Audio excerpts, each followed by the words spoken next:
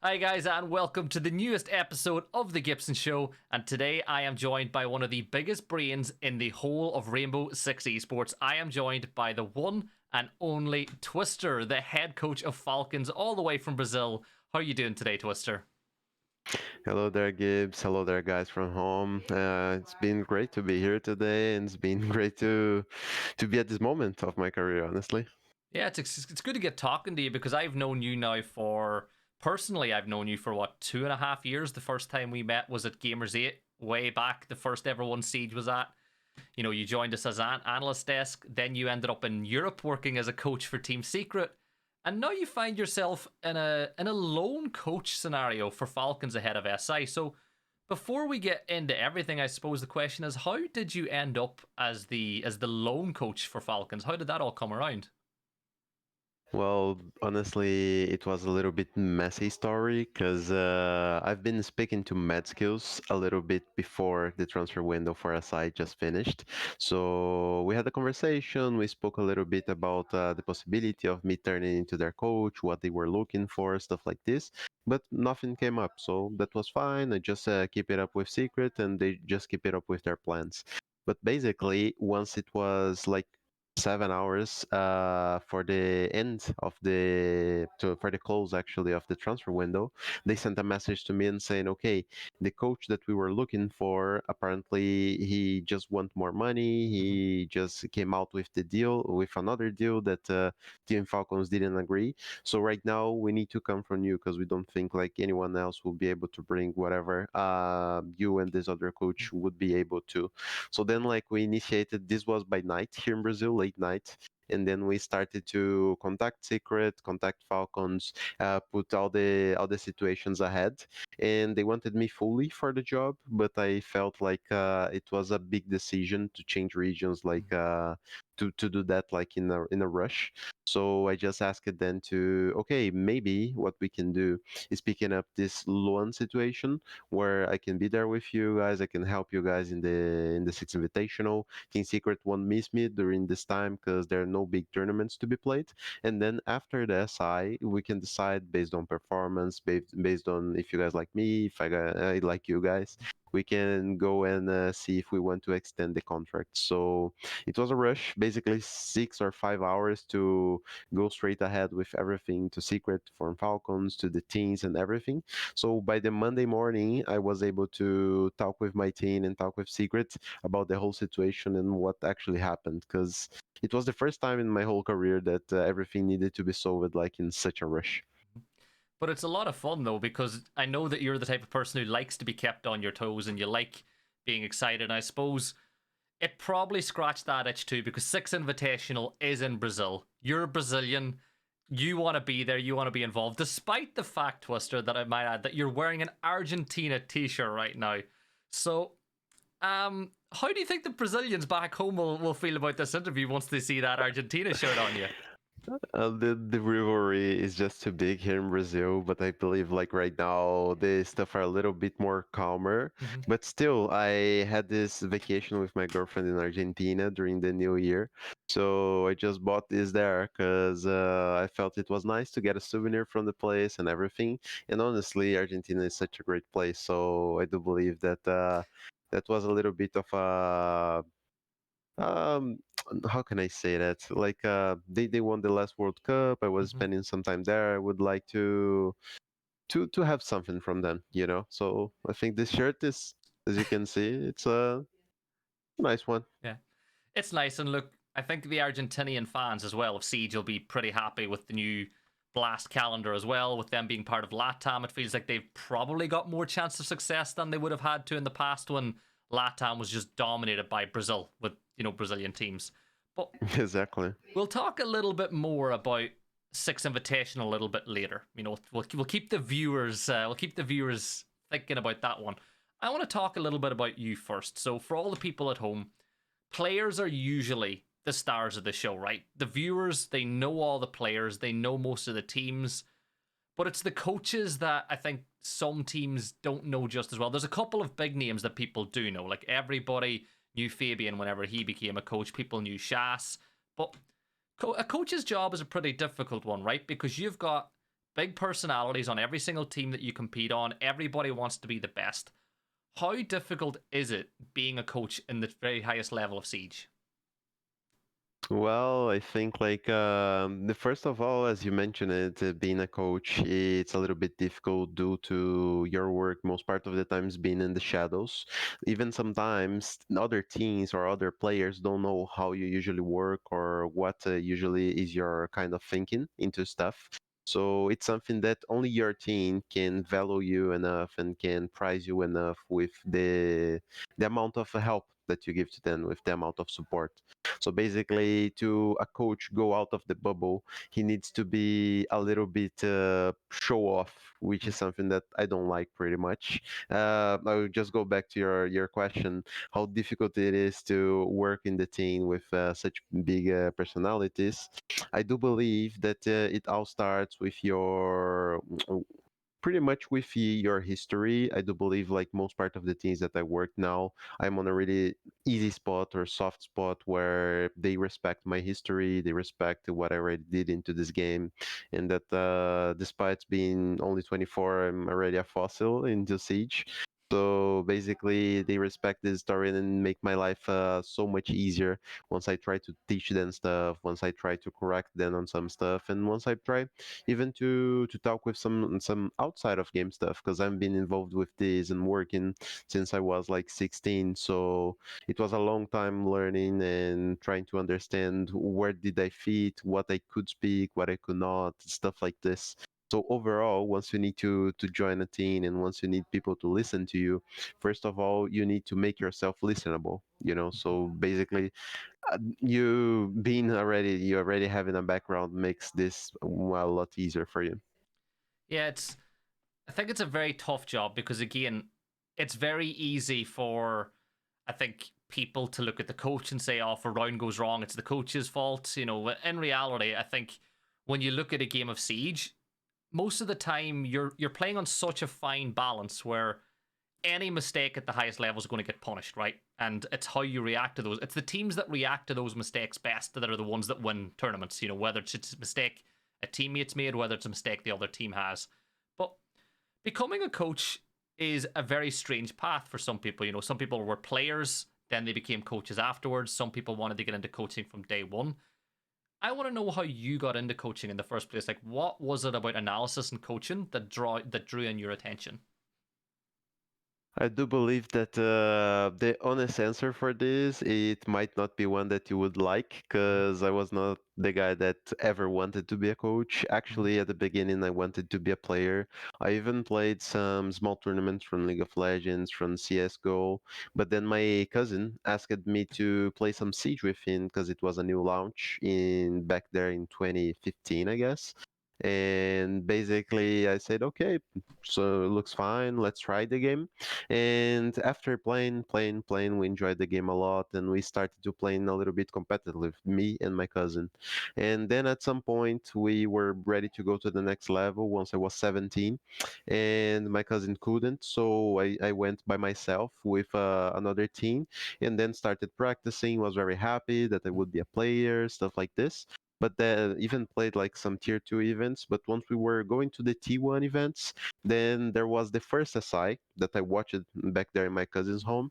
And basically, in this event, we got the news that players under 18 wouldn't be able to be professional. And I was Mm-hmm. 17 back there at the time. Mm-hmm. So it was even in my birthday, when I got this news, my 17th birthday. So I got like really sad, but I took a decision back there at the time. I felt like if I really liked this, if I really wanted to be into this environment, it wouldn't be like waiting for one more year that would Mm-hmm. stop me.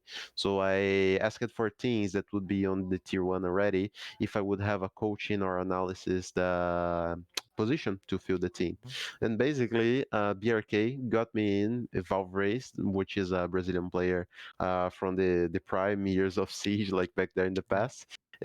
He got me and he taught me a lot into the beginning of this esports world, pretty much. Mm-hmm. And after that, just got straight from team to team. And once I had the opportunity to go back to playing, I didn't want it anymore. I wanted Yeah. just to keep coaching because I found myself into this spot. it's like the age-old phrase that people in Ireland would say. It's saying like, "What's for you won't pass you," and what it means is, if something's meant to be, it's meant to be, and if it's not meant for you, you'll never get the opportunity. So I suppose it kind of seems like life told you that you were supposed to be a coach. Like it pushed Yeah. you into that direction, and when you got there, you realized you loved it. My path into casting is different. I was never good enough to be a pro player. I'm not 24 years old. I'm on the wrong side of 30 now.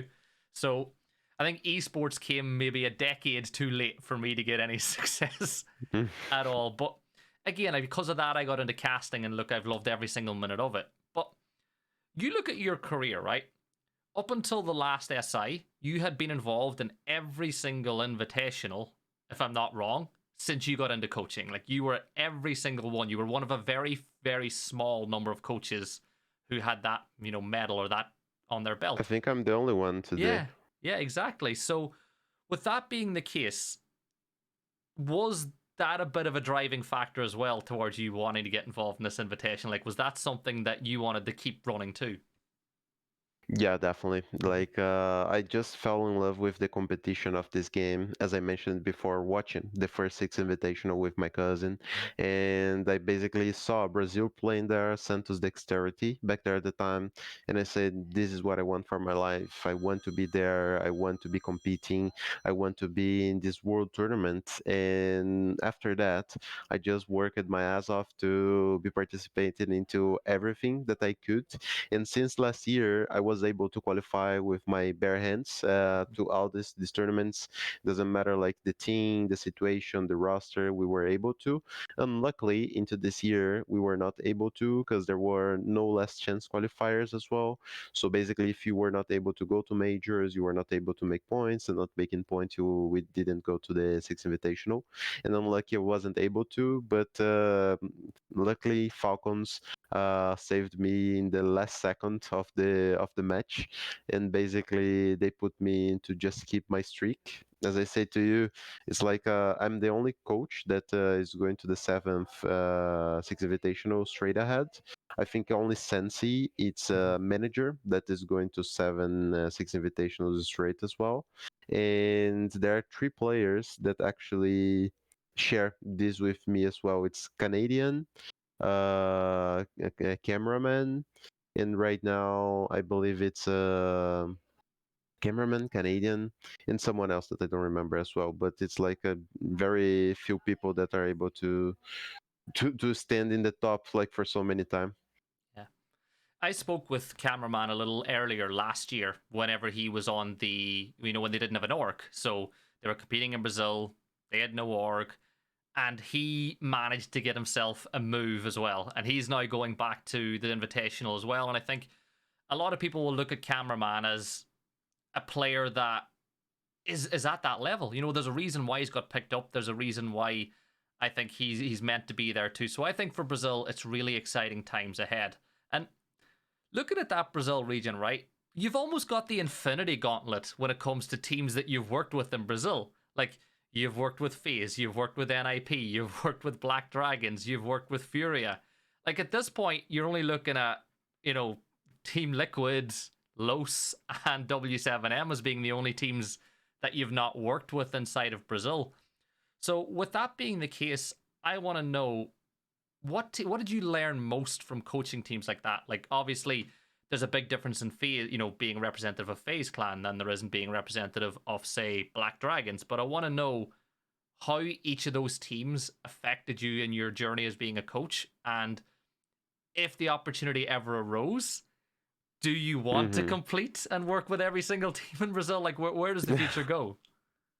Well, I do think like answering this one first. I do think like my time in Brazil, it already have it. Since I just began to become a coach, I wanted to work overseas. I wanted to work in other regions, know different cultures, and now I'm being able to stand into this dream that I had. I was able to coach in Europe, on Mexico, right now in MENA, maybe sometime soon in Japan, in Korea, in NA. So who knows? I do do think like Brazil will always have a special place into my heart because it's my league, is where I was born and grew up, and I just love everyone around here, the staff, the managers. But I think right now my eyes are into outside and overseas opportunities.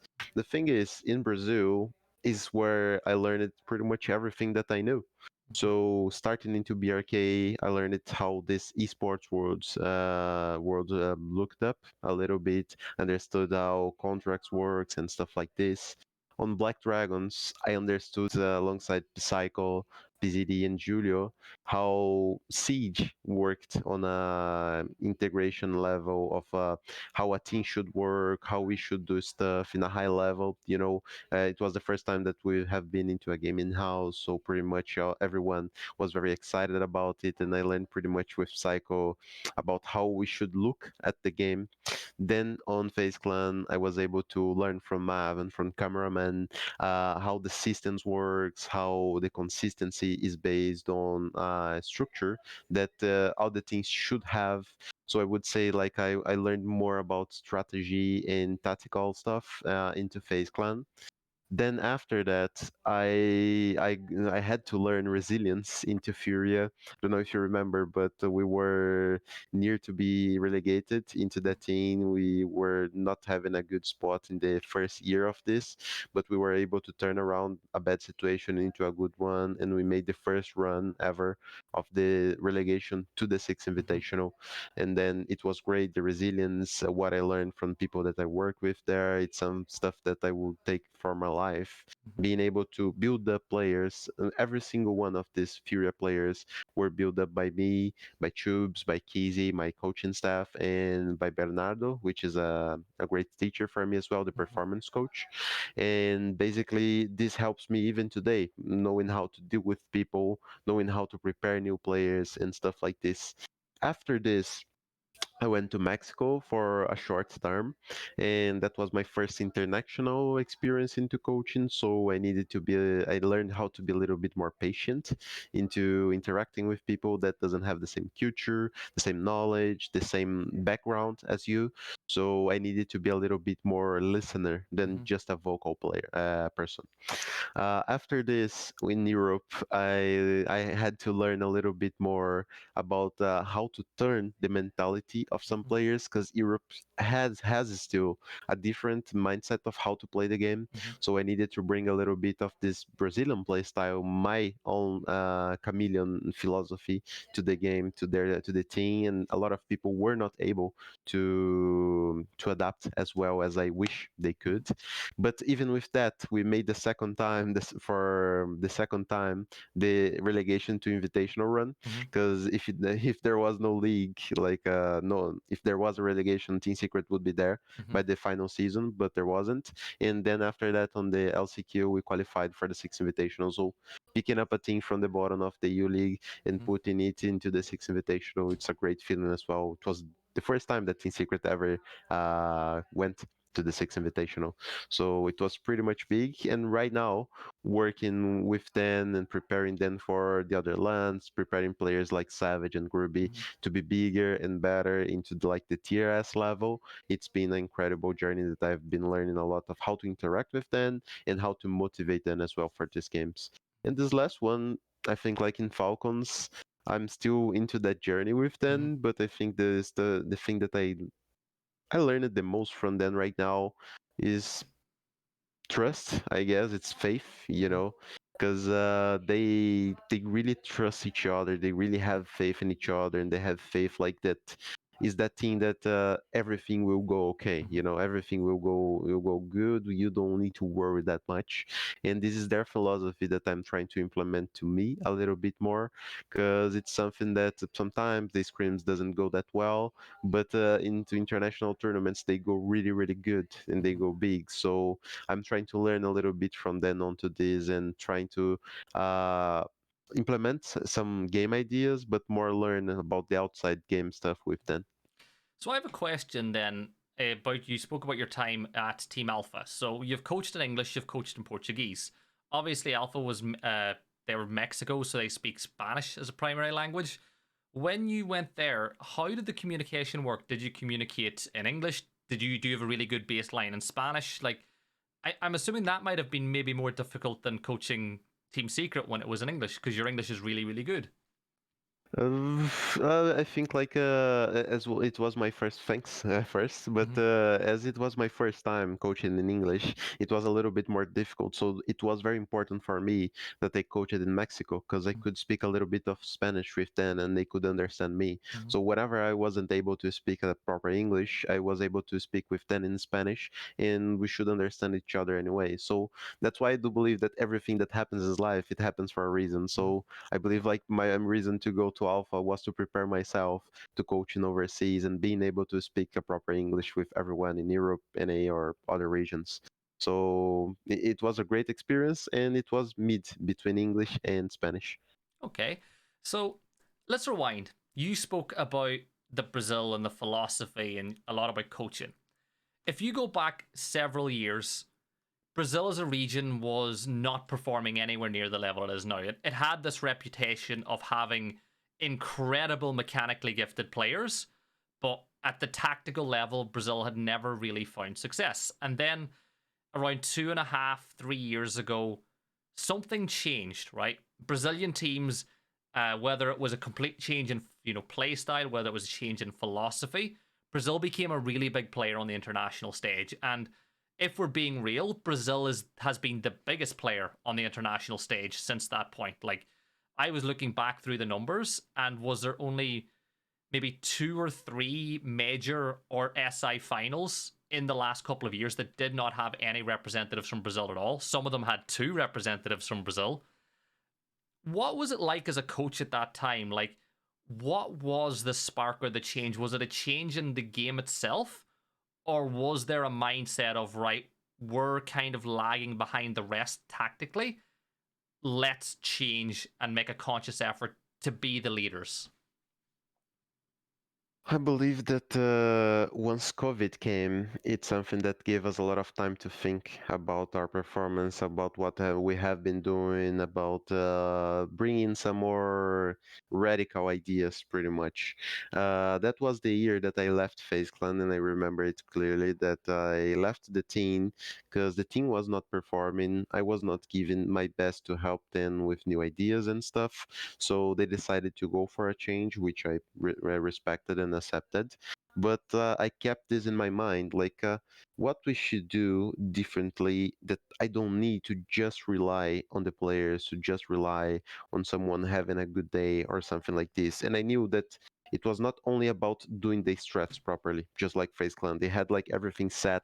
We needed to have like the countdowns, like everything just on paper, so everyone would know. Something that we never did into Black Dragons, for example, or BRK.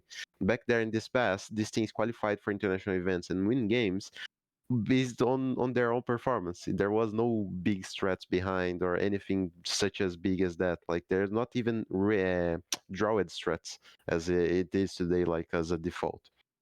So basically on FaZe Clan it all started, but then after FaZe Clan I tried to bring this idea of FaZe Clan to Furia, but a little bit more flex. I developed a system where the players, instead of having what he needs to do in the round in step by step, he had responsibilities, and the way that he would fit that responsibilities would be on him, so he could develop his creativity, so he could understand what he could do and what he could not inside of a match. And also, I opened this for the players as well to give their own ideas and to lead the round onto what's needed, for sure, with me, like helping them and surrounding them. So if they go just too much on some side, too much on the other side that wasn't working, I would just put them back into the main idea. But it was really good because actually, this developed this team to a higher level than any of the other tier two or the bottom top five, the bottom five of the BR6 wasn't before. So like once I joined Furia, it started an era in the Brazilian Rainbow Six Siege that these other teams that were not FaZe Clan, Liquid, or the big ones started to perform as well. So you could see like Furia and Team One, for example, participate in most part of the majors, once FaZe Clan, NIP, and some other teams for the first time were not able to attend these majors.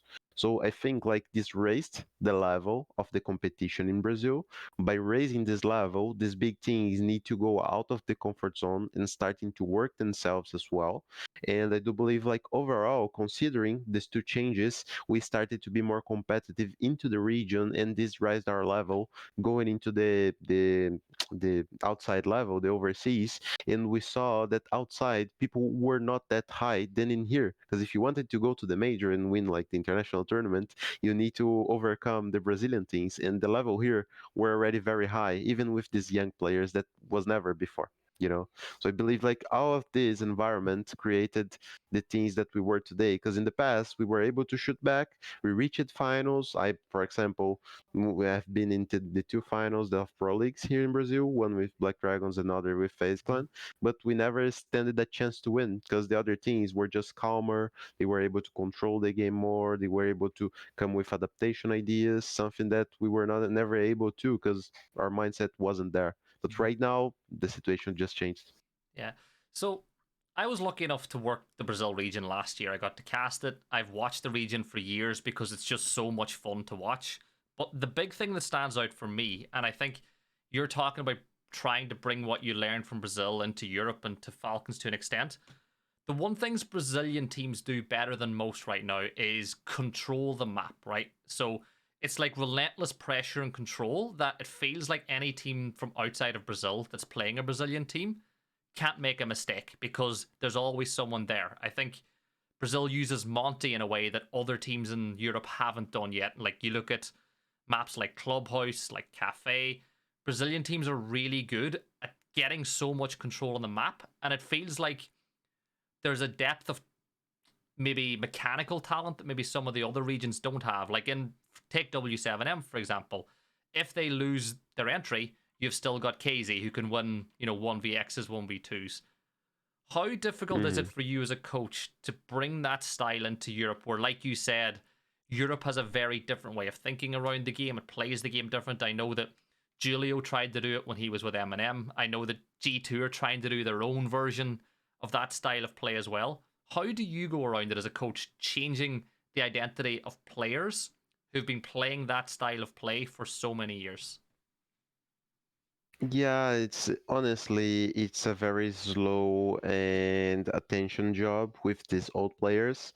That's what, in most part of the times, it doesn't give any result. Like these players doesn't know, or even sometime back there in their minds, they don't want to learn another play style. That's why so many changes are made, and it's easier to just pick up younger players that already started seeing these other teams playing this exactly same way or already play Siege into another way that are easier to mold and are easier to build up into that play style as we are doing right now. Like Ruby and Savage are perfect examples. They are the oldest secret players that standed into the team, and still they are the youngest. You know, they played the last of the competition level, so it was easier to prepare them to play this play style and prepare them to look at the game at this way. I do agree. Like this map control, it's something that makes a huge difference for us in the meta that how it's played right now. But I think the biggest difference is having individual players that are smart enough and good enough to do stuff by themselves. Because right now, in this risky meta, sometimes you will risk to do a play and someone will die. You need to be able to perform your strat even without that person. You cannot like play the game as it was in the past where you have like 5 spots in the map and you needed that 5 people to develop, to prepare, to execute and stuff like this. It doesn't happen anymore. You need to be able to execute your plan, for example, with 2 persons. Mm-hmm. So the better is the team individual wise and smarter it is, they will understand and prepare the best to play that situations that is being required inside of the match. So these young players are the ones that give the most out of this. Having June right now, that is a player that already think onto this way. Having Miracle from Brazil, Mm-hmm. that's one of the best flank players that is on the world right Mm-hmm. now. Like it's something that helped Savage and Ruby to give a different perspective as well, and find people that actually think the way that they would think as well. And now the fifth player that is coming, it's a young player as well, and I believe that you will like the pickup. Mm-hmm. I like a lot of the moves that you've made as a coach at Secret. I'm not going to lie. But I want to talk about the other thing about defense and the Brazilian style is in Europe for a long time, the idea on defense was you'd have your anchor players, then you would have a couple of roamers, but the roamers would play really close together. So the idea would be they would trade. So if one of the players died, you were close enough by that you could get the refrag. But when I watch teams that have a Brazilian coach, it seems almost as if every player is playing almost by themselves in a way that there's full trust by the team. It's like, right, for example, if we take Clubhouse, if you're playing in Freezer, it's like, I have 100% trust that you're going to win on Freezer. If you win on Freezer, if you lose, we'll adapt. But the main thing is, it's everybody has their own specific job, and they've got complete trust that every single member on the team will Is win their fight. Is that kind of am I on the right track with how that plays out? Yeah, it's accurate because the main philosophy of the team is being able to trust each other, and to have this trust, we need to understand that the situations will happen, and we need to go out of this. And this is very prepared. It's very much prepared into the tactical meetings, Mhm. into the practices that we've been practicing. So we already know that's why people are so smooth onto Mhm. everything that they want to do. They know that once someone dies, we will be able to do like plan A, plan B, plan C. Mhm. Like we are not despaired into, oh my God, he died. What we gonna do right now? Because is everything pretty much prepared? Mhm.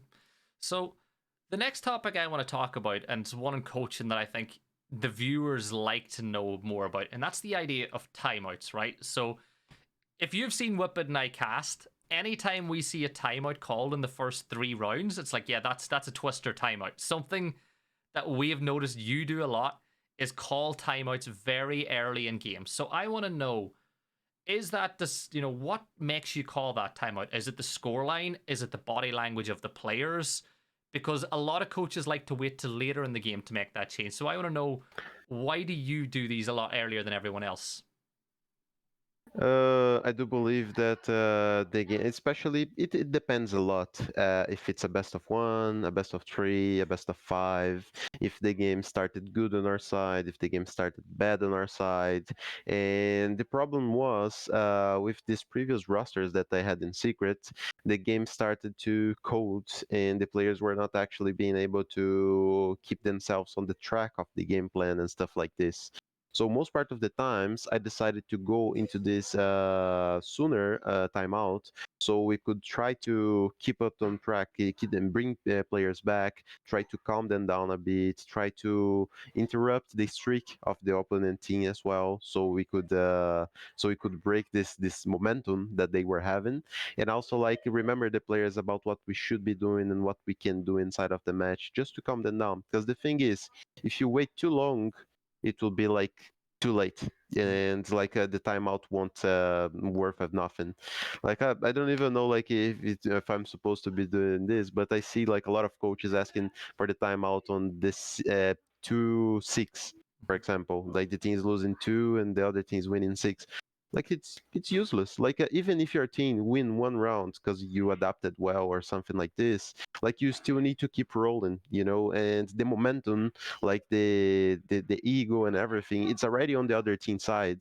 So you cannot just wait so late to call for a timeout to reorganize your team to try to get your team back, because if like in that moment it's already too late. The game is pretty much done already, unless you want to ask for a tactical timeout, Mhm. or you're hoping that the team is already having the correct readings and stuff like this. But otherwise it's just useless. People call it just to make the game last a little bit longer. Mhm.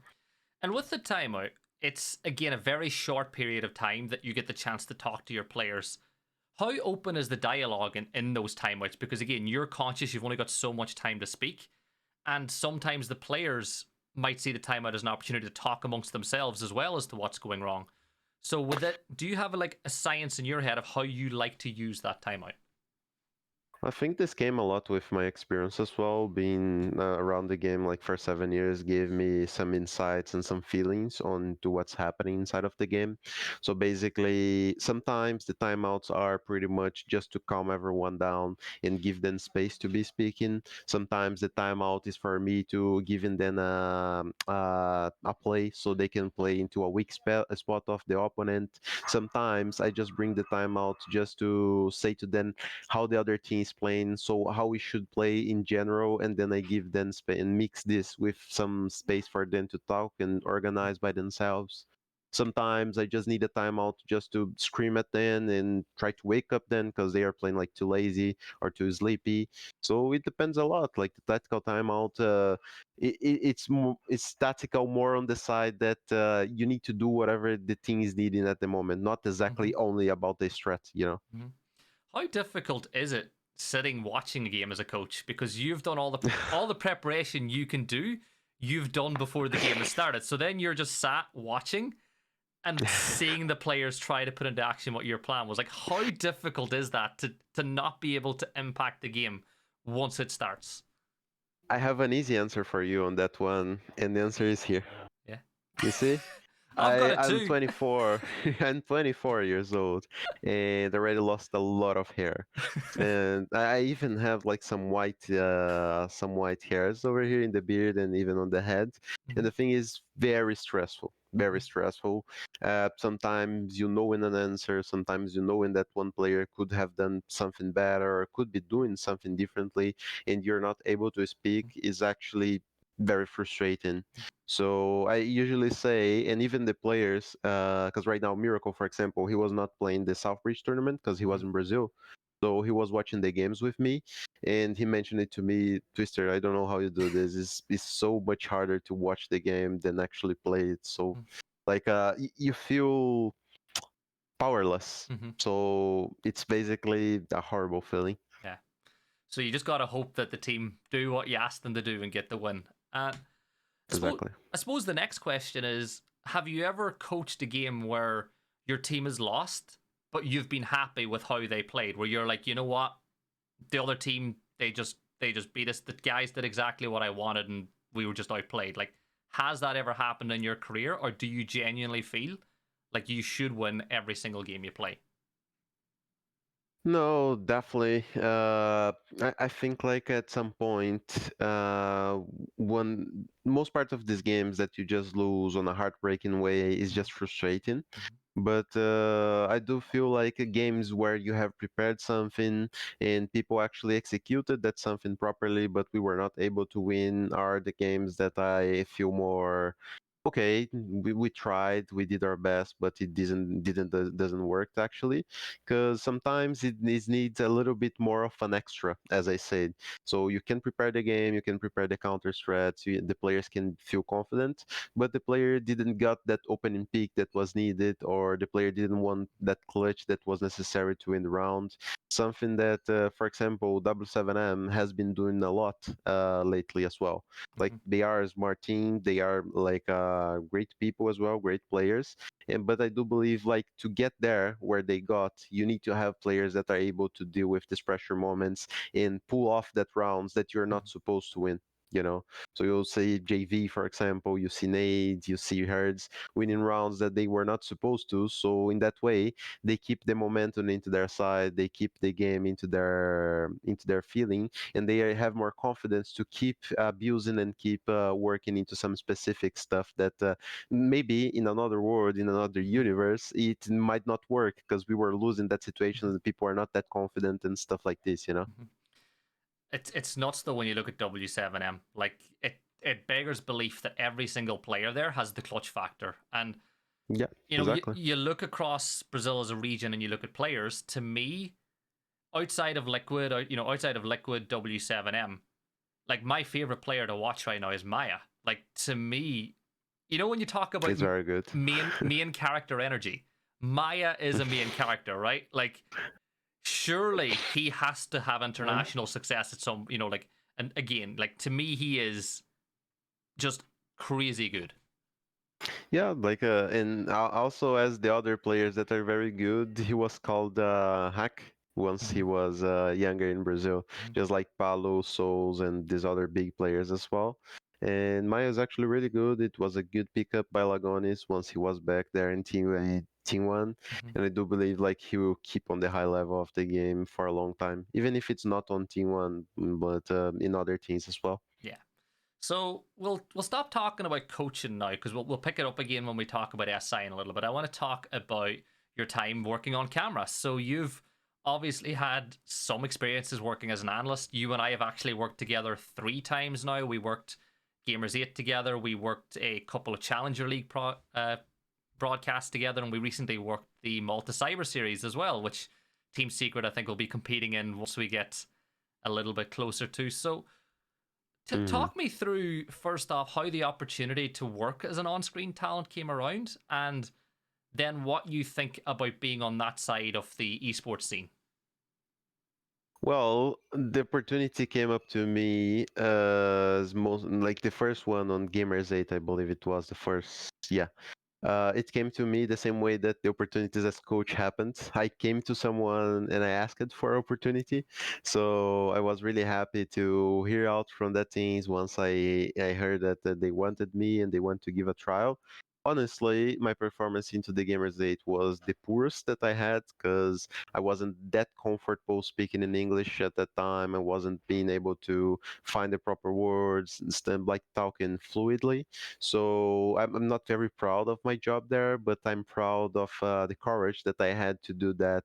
It was, I think, the first time that I traveled by myself only into somewhere else, that I had to work like on a with a fully English crew, with people from Ireland, people from UK that had like a even more difficult English to understand at some points.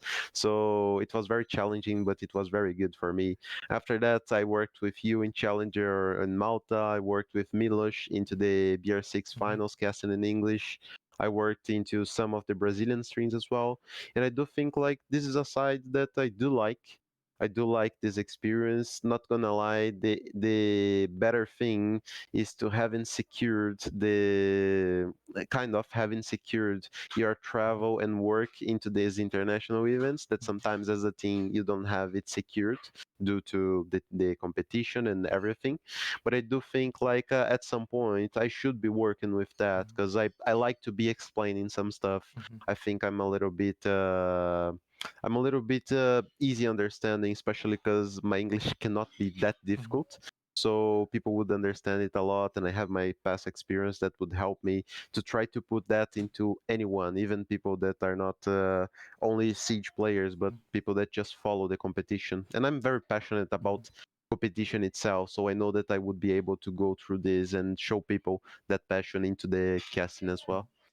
So Gamers 8 was the first international LAN that I had worked as well. So it was my first time to fly out, work inside of a studio. And again, I'm going to give a lot of credit to you, to Fresh, to Tristan, to Ollie, and obviously to Milosh, because you guys calmed me down a lot too. Because I'm not going to lie, I was excited, but I was terrified to be on the camera at Gamers 8. But one memory that sticks to me as like something that I think improved me massively as a caster, and you mightn't even remember this, was either the second or third night you and I sat by the pool at like 11 p.m. just talking about Siege, talking about philosophies, talking about Hmm. how the I game's remember. played.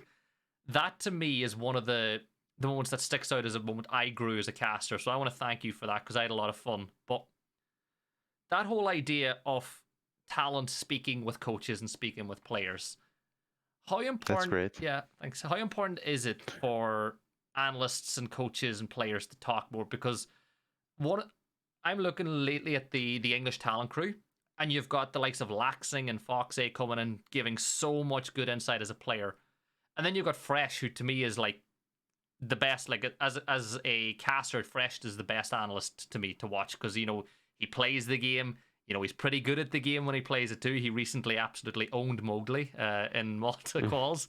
But how important is it to that casters and analysts have that open dialogue with players and coaches too, to make sure that they're telling the viewers at home the story of what's happening?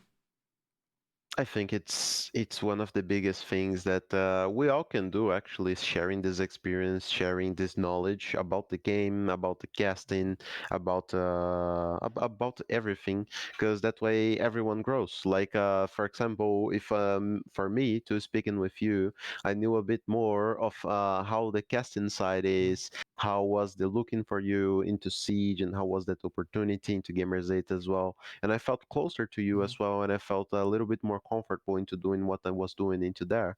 And I do feel like this interaction between everyone, it's something that just make everyone grows. Because imagine mhm, you Fresh just have this interaction on daily basis with players, and he plays the game a lot, and like he adds himself and he prepare himself more to the casting, to the analysts, but he also deliver more to the public, so the mhm. public understand more and gets more information out of it. So in the end of the day, they are more prepared, and like it's a more easygoing for everyone to understand the game that we love and understand the competition that's going there, and building up storylines as well, because it's what we all love to see.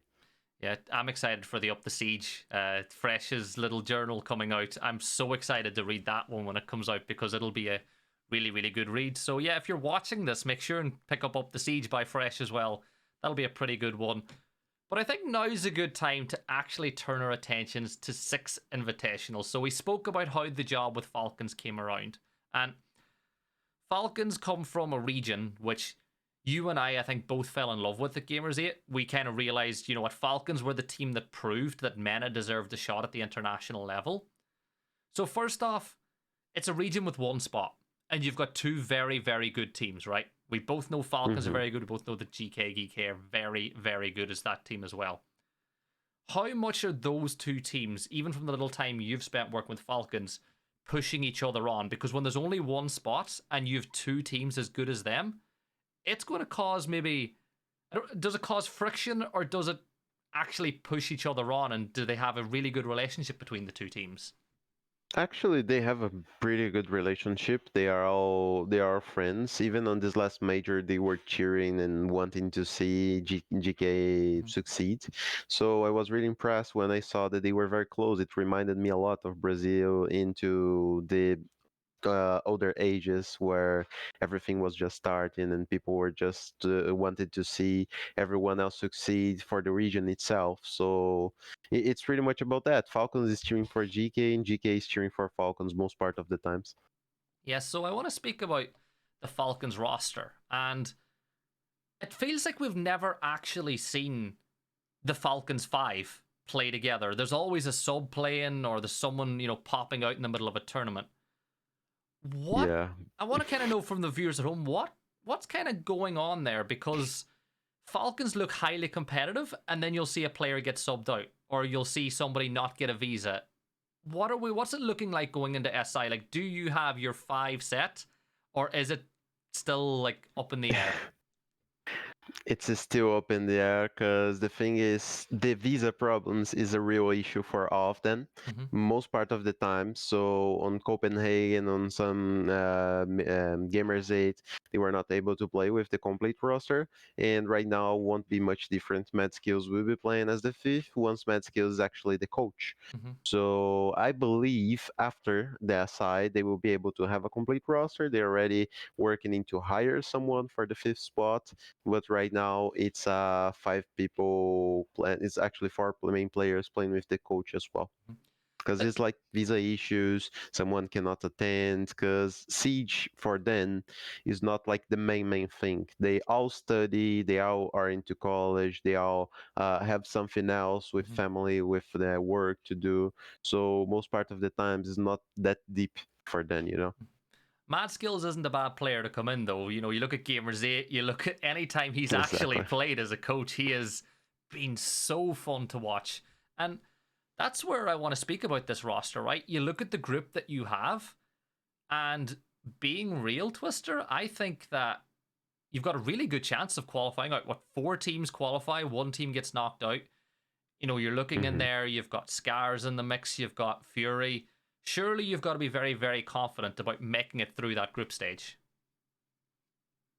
Honestly, I do feel like this group was the best opportunity that we had to work on because having two APAC teams that are actually preparing for like they're actually into the same spots that Mm-hmm. Falcons is right now. They're getting international experience. They are being able to learn a little bit more for the game at this point.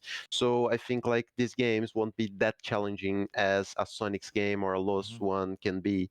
But also we got Sonics, which is like the weakest team, in my opinion, from the top four that Mm-hmm. of the SI standings, where you have W7M, FaZe, and G2.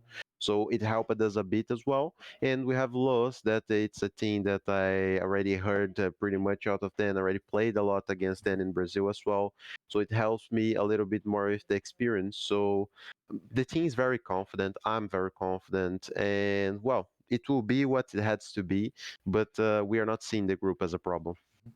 And then looking forward to it, then, is that a blessing for you, considering that you did become a coach so soon that you didn't get put in the group with like W7M or G2? Or like, is that a blessing for you?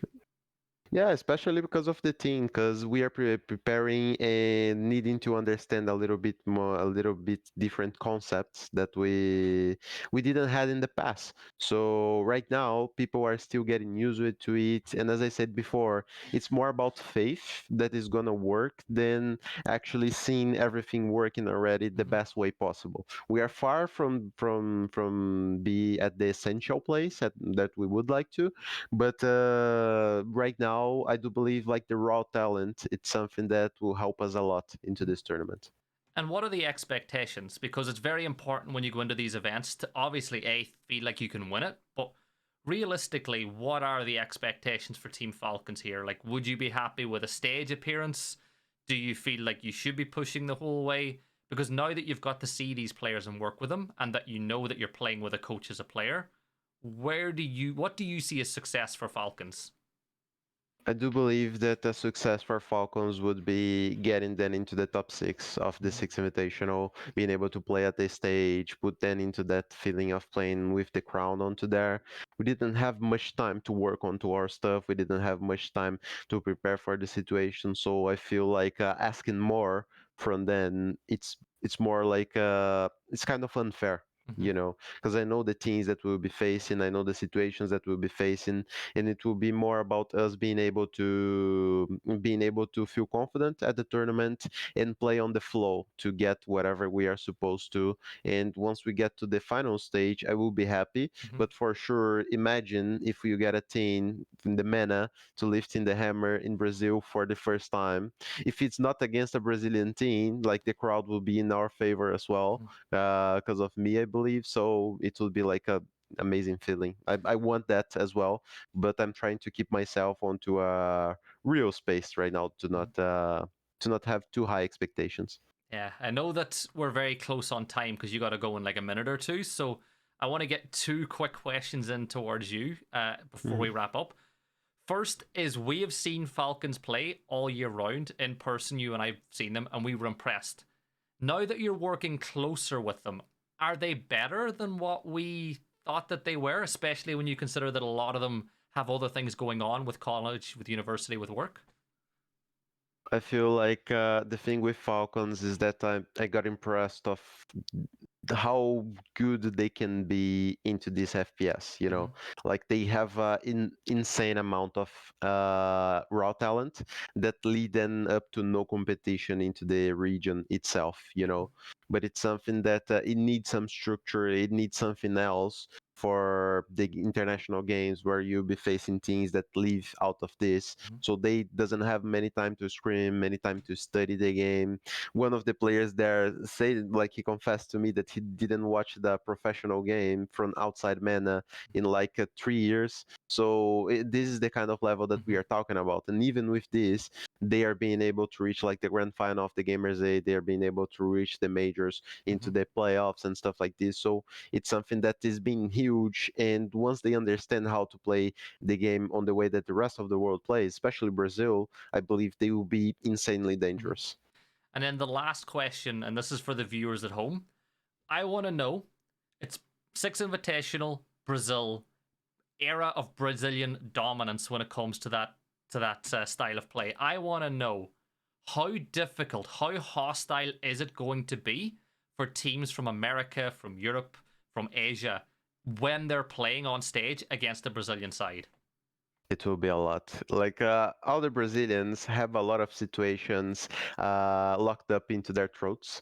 The Charlotte major situation where the Brazilian teams were not allowed to compete in equal situations with other teams. Teams like Rogue and BDS winning the major finals against Brazilian teams, and some of them even trash talking. The grand final where Alemão was called Judas for the Brazilian players as well, where everyone wanted to see the Brazil lifting the hammer at the time, and Alemão didn't allow it. So, and like for sure, Fabian being Fabian and talking what he's supposed to. So I believe like Brazil has all this. Oh, and for sure, the two Pro League finals that we lost in the grand final here, one to G2 and one to ENS. So I believe like the Brazilian fans are just ready to shout champion. They're ready to engage with that, and if we need to, they will be a six player for all the Brazilian rosters that will be playing here. So it's better the teams that are coming from outside watch out. That's why I believe every outside for Reiner team are trying to get a Brazilian to try to have a piece of that. As you can see, like more than half of the of the teams in the Six Invitational have a Brazilian involved on it. If it's not as coach, analyst, player, and stuff like this. So I believe like this is the Six Invitational with the most, with the biggest amount of Brazilians spread into everything. This just shows what a big show and how great it will be. And I believe that at least one Brazilian will be champion into this SI. So that feels great for me already. Well, I am excited, and I know everybody else is. So make sure and watch Six Invitational. Make sure and show Falcons lots of love going into that event as well, because, you know, Twister, I've always said I have a lot of respect for you, a lot of love for you as an analyst, as a coach, so I can't wait to see what you can do and what the future brings. It's been an absolute pleasure to talk to you as always. Make sure and pass on my regards to the players. If you haven't, make sure to follow Twister on his socials. Make sure to follow Falcons. Make sure to follow Team Secret. And Twister, what can I say? Best of luck, have a lot of fun, and I'll see you on the screen pretty soon. Thank you, bro. See you soon. Thank you.